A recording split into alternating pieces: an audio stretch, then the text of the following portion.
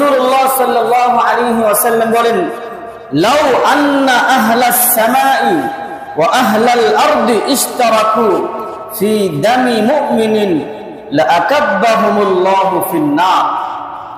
যদি আসমান জমিনে যত মানুষ আছে সবাই মিলে একজন মানুষকে অন্যায়ভাবে হত্যা করে ফেলে, তারপরেও আল্লাহ তাআলা ও একজন মানুষের পরিবর্তে সকলকে জাহান্নামে নিক্ষেপ করে।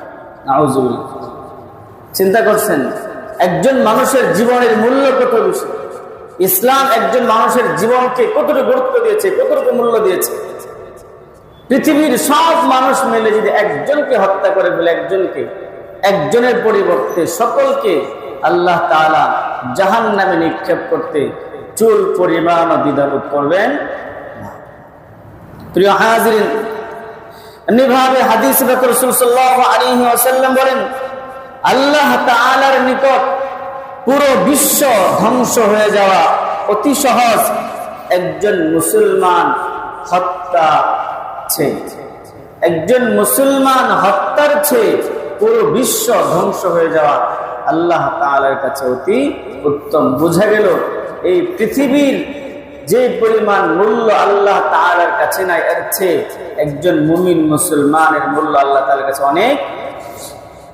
তাহলে বোঝা গেল এক মুসলমান বা একজন মানুষ আরেকজন মানুষকে অন্যায়ভাবে হত্যা করার অধিকার ইসলাম মানুষকে বেঁচে থাকার অধিকার দিয়েছে।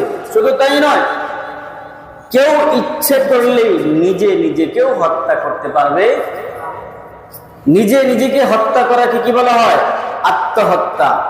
আর আত্মহত্যা ইসলামের মধ্যে সবচেয়ে বড় জঘন্য অপরাধ, মহাপাপ। হাদিসে রাসূল সাল্লাল্লাহু আলাইহি ওয়াসাল্লাম বলেন, যে নাকি পাহাড় থেকে লাফ দিয়ে, এখন তো পাহাড় নাই, এখন কোথায় থেকে লাফ দেয়? ছাদ থেকে, 5 তলা 7 তলা 8 তলা ছাদ থেকে লাফ দিয়ে কি করে? আত্মহত্যা করে। কেউ যদি এরকম কোন উপরের জায়গা থেকে লাফ দিয়ে আত্মহত্যা করে, সে জাহান্নামে গিয়ে এরকমই সে শাস্তি ভোগ করতে থাকবে। উপরে উঠবে, আবার নিজেকে নিচে পড়বে, আত্মহত্যা করবে, আবার উপরে উঠবে, আবার আত্মহত্যা করবে। কেউ যদি বিষ পান করে আত্মহত্যা করে, জাহান্নামের আগুনে জ্বলতে থাকবে ঠিকই, হাতের মধ্যে বিষ থাকবে, বিষ খাবে, আবার এটার শাস্তি ভোগ করতে থাকবে, যন্ত্রণা ভোগ করবে, আবার বিষ খাবে, যন্ত্রণা ভোগ করতে থাকবে। কেউ যদি ধারালো অস্ত্র দিয়ে নিজেকে আত্মহত্যা করে, এখন তো আর অস্ত্র লাগে না, মনে করেন গুলি মাথায় ঠেকে সাথে সাথে নিজেকে হত্যা করে ফেললো, এরকম জাহান্নামে জ্বলতে থাকবে। সে নিজেকে এরকম ভাবে